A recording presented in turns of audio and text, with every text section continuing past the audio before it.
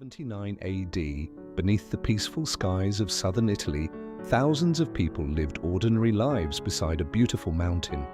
They traded in crowded markets, they baked bread before sunrise, they walked through marble streets under the warm Roman sun, children laughed in gardens, merchants argued over coins, sailors arrived quietly from distant ports across the Mediterranean Sea, and above them all, towering silently over the Bay of Naples, stood Mount Vesuvius.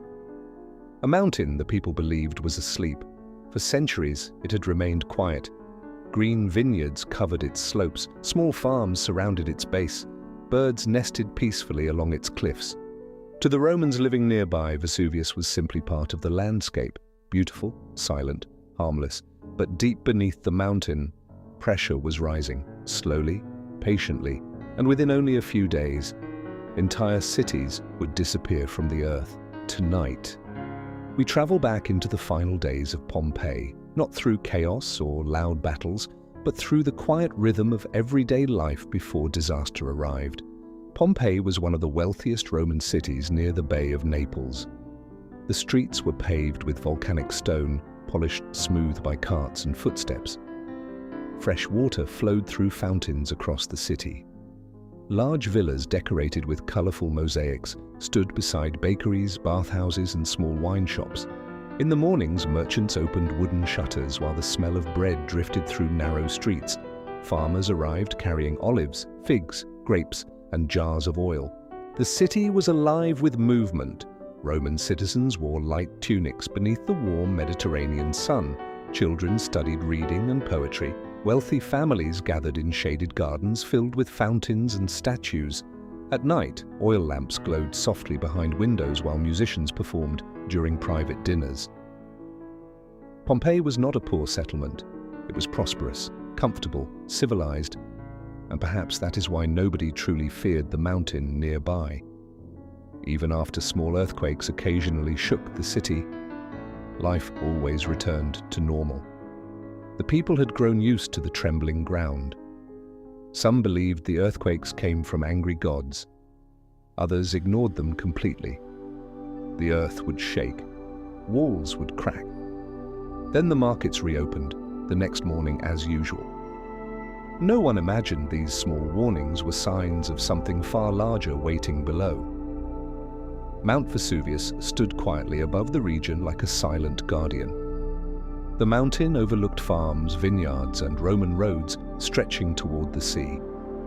To many residents, it seemed peaceful, but historians now believe the volcano had already begun waking long before the eruption. Wells behaved strangely, animals became nervous, small earthquakes increased throughout the region.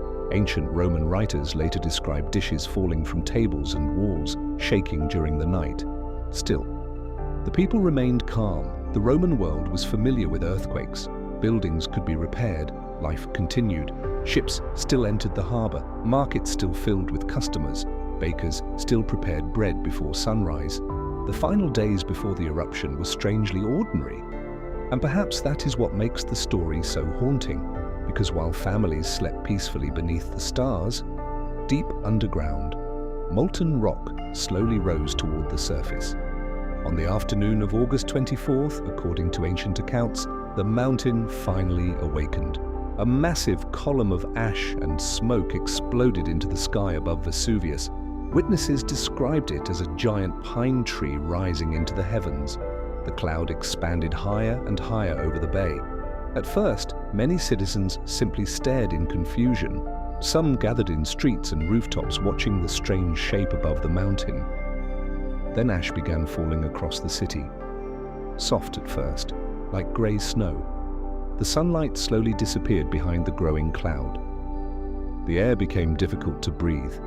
Animals panicked through the streets. Families hurried indoors collecting valuables and water. Some people attempted to flee immediately. Others believed the danger would pass. Hours continued to pass beneath complete darkness. Torches flickered through the city while ash covered rooftops and roads. The sound of distant thunder echoed from the volcano continuously, but it was not thunder. It was the mountain tearing itself apart. As night arrived, Pompeii disappeared beneath falling ash. Roofs collapsed under heavy volcanic debris. People wrapped cloth around their faces trying to breathe. Parents carried sleeping children through dark streets filled with dust and panic. Many citizens escaped toward the sea. Others locked themselves inside their homes, hoping the stone walls would protect them. Ancient lamps glowed faintly through the darkness.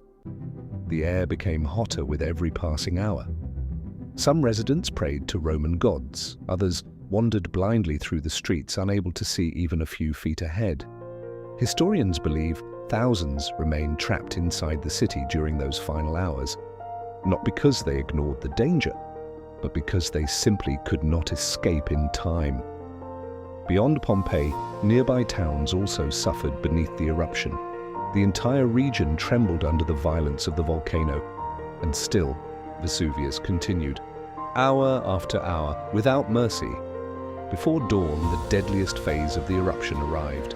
Superheated clouds of ash and gas rushed down the mountain at incredible speed. These volcanic flows moved faster than horses could run. Nothing could survive them. The clouds entered Pompeii silently. Within moments, entire streets disappeared beneath burning ash. Homes vanished, temples vanished, gardens vanished.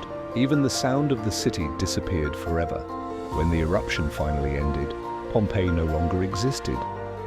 The once beautiful Roman city lay buried beneath meters of volcanic stone and ash.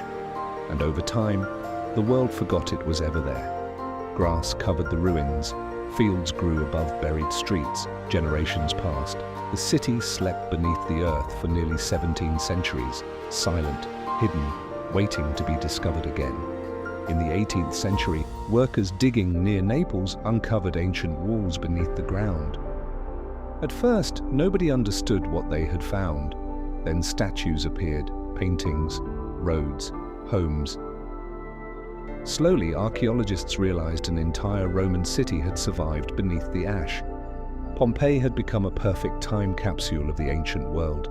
Bread still remained inside ovens. Tools rested where workers had left them. Paintings still decorated villa walls. Even footprints remained frozen in volcanic stone. The eruption had destroyed the city, but it had also preserved it. Today, Pompeii offers one of the clearest windows into everyday Roman life ever discovered. Not the lives of emperors or generals, but ordinary people. Bakers, children, merchants, families, people who woke one morning believing they had many years ahead of them, never realizing the mountain above them had already decided otherwise. Today, Mount Vesuvius still stands above the Bay of Naples, quiet, watching. Thousands of people continue living in its shadow. Tourists walk peacefully through the ancient streets of Pompeii beneath the warm Italian sun. The fountains are silent now, the markets are empty, the voices disappeared long ago.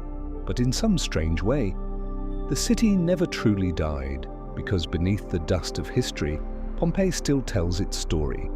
A story about ordinary life, about nature, about time, and about how quickly the world can change beneath silent skies.